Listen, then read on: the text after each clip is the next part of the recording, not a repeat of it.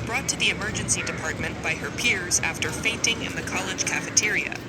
Upon examination, her pulse is 47 per minute and her blood pressure is 89 over 48 millimeters of mercury. In addition, her height is 162 centimeters, or 5 feet 4 inches, and she weighs 45.4 kilograms, or 100 pounds.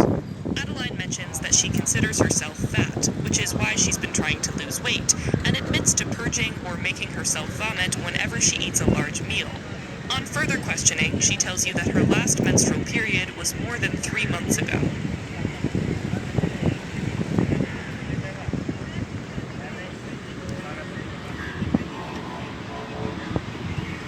You decide to run a urine pregnancy test, which comes back negative. The next day, you see 17-year-old Emmanuel, who is brought to the clinic by his mother, who saw him forcibly vomit after lunch. Emmanuel states he has recently been very anxious about the college entrance exam and that he feels like vomiting is the only thing in life that he can control. His vitals show no abnormalities. His height is 185 centimeters, or 6 feet 1 inch, and he weighs 72 kilograms, or 158 pounds. Physical examination shows decaying enamel on teeth, as well as thickened skin around the knuckles of his right hand. Based on the initial presentation, both Adeline and Emmanuel have some form of eating disorder. Eating disorders are mental disorders in which an individual exhibits abnormal eating behaviors that negatively impact their physical and mental health. They are quite common, especially among young females who struggle with low self-esteem and the social pressure to look a certain way. However, remember that they can affect anybody, regardless of their sex, age, and social background. For your exams, the most common eating disorders include anorexia nervosa, bulimia nervosa, binge eating disorder, and pica. Okay, let's start with anorexia nervosa. This is characterized by a constant fear of gaining even the slightest amount of weight, associated with a distorted body image, with individuals often believing they are overweight while actually being underweight. To be more specific, their body mass index, or BMI, is lower than 18.5. Now, there are two main types of anorexia. One is the binge eating and purging type, where individuals eat large amounts of food in one sitting and then purge that food through self-induced vomiting or by taking laxatives or diuretics, and this occurs recurrently for at least 3 months. The other is the restricting type, where people reduce the amount of food they eat or over-exercise in order to lose weight without any purging. Now, individuals affected by anorexia nervosa literally starve themselves. Over time, this can result in several complications, which can end up being clues to the diagnosis. At first, there's muscle tissue loss throughout the body, which often manifests as fatigue, but can also lead to difficulty breathing due to a weak diaphragm.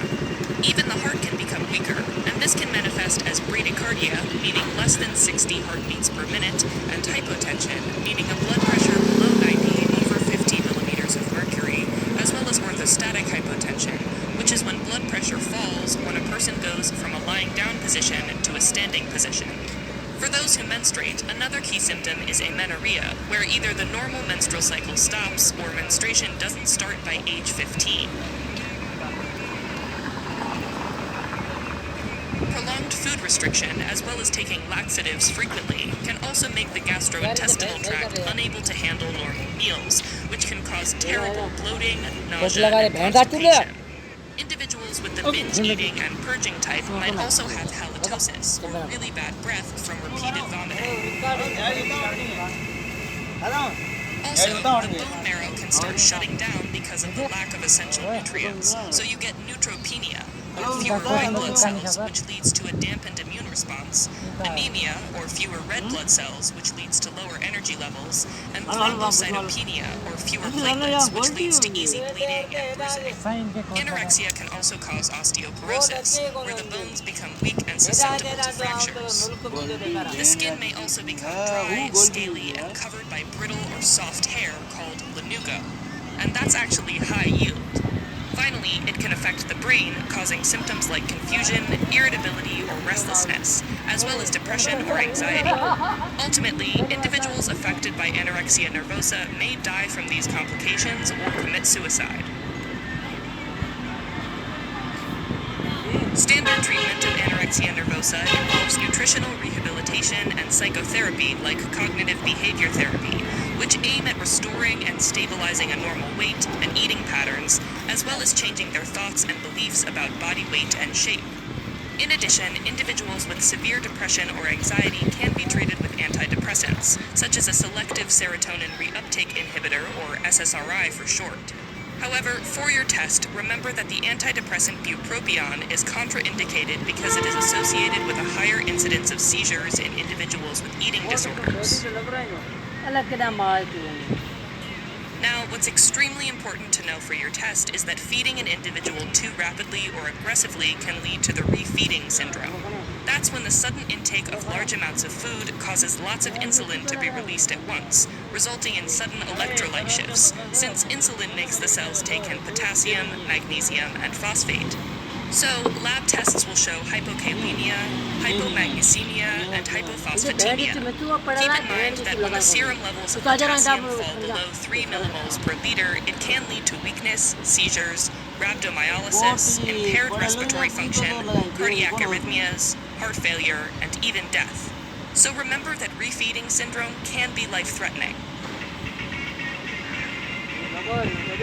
Next is bulimia nervosa, which is characterized by cycles of binge eating, meaning rapid, out-of-control eating past the point of fullness or comfort, followed by compensatory purging to prevent weight gain, either by self-induced vomiting, over-exercising, or taking laxatives or diuretics.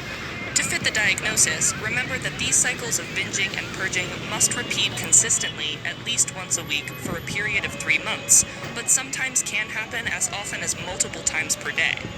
Often, the trigger for binging and purging is an emotional stressor that's not necessarily related to weight or body image, for example, failing to reach a certain goal. For your exams, you should definitely be able to distinguish bulimia from anorexia nervosa. So the main distinction is that individuals with bulimia usually have a BMI that's normal or high, so it's over 18.5, whereas individuals with anorexia typically have a BMI that's lower than 18.5. Sometimes, though, individuals may start with bulimia and then develop anorexia over time, and vice versa. Over time, the repeated binging and purging cycles can result in a number of serious complications. So, repeated vomiting can lead to halitosis, erosion of the dental enamel, and bilateral sialatinosis, which is the swelling of the parotid glands that can make cheeks appear unusually round or puffy. Sialatinosis can also lead to elevated blood levels of amylase. In individuals who use their hand to induce vomiting, the back of the knuckles can get calloused, which is called Russell's sign. And that's an extremely high-yield fact. If the vomiting is forceful enough, it can lead to tears of the distal esophagus and stomach itself, which is called Mallory-Weiss syndrome, and can cause abdominal pain and hematemesis, or vomiting blood. Over time, all purging methods can cause dehydration and lead to hypotension. But unlike anorexia, that's usually combined with tachycardia, or a heart rate over 100 beats per minute. Purging can also cause a depletion of electrolytes, which leads to a low level of sodium, chloride, magnesium, phosphate, and potassium, as well as an excessive loss of gastric acid when vomiting, leading to metabolic alkalosis. Treatment of bulimia nervosa involves careful nutritional rehabilitation and psychotherapy to help the individual and their family structure a new relationship around food. Antidepressants can also be helpful, especially fluoxetine, which is a selective serotonin reuptake inhibitor, or SSRI for short. And again, bupropion is contraindicated due to the risk of seizures. Third, there's binge eating disorder. This is actually the most common eating disorder among adults. That's where individuals engage in rapid, out-of-control binge eating at least once a week for 3 months. But what's important to keep in mind is that these episodes are not followed by compensatory purging, unlike in bulimia and the binge eating and purging type of anorexia. Binge eating may ultimately result in weight gain and obesity, so a BMI above 25, which can in turn lead to an increased risk of complications like hypertension, coronary artery disease, and type 2 diabetes mellitus. Over time, these can lead to more severe and life-threatening medical complications like arrhythmias and heart, liver, or kidney failure. The main treatment for binge eating disorder is nutritional rehabilitation and psychotherapy. Individuals that refuse or don't respond to psychotherapy may get medical treatment with SSRIs, and those who don't respond to SSRIs can take lisdexamphetamine to help reduce food craving and promote weight loss. Okay, the last high-yield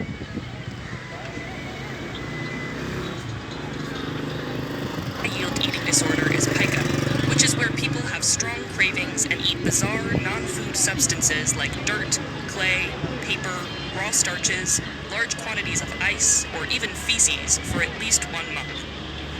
For your tests, keep in mind that the diagnosis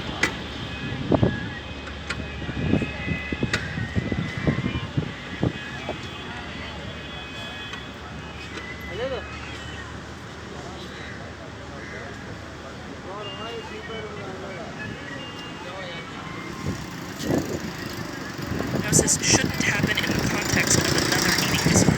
For example, some individuals with anorexia will eat substances like paper tissues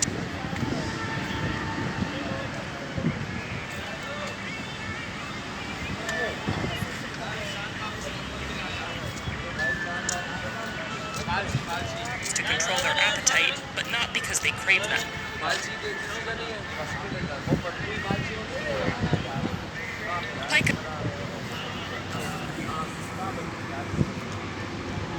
Pica is most often seen in pregnancy, children, or individuals with developmental disabilities, but it could also be associated with anemia, especially from iron deficiency, as well as malnutrition and emotional trauma or concomitant psychiatric disorders.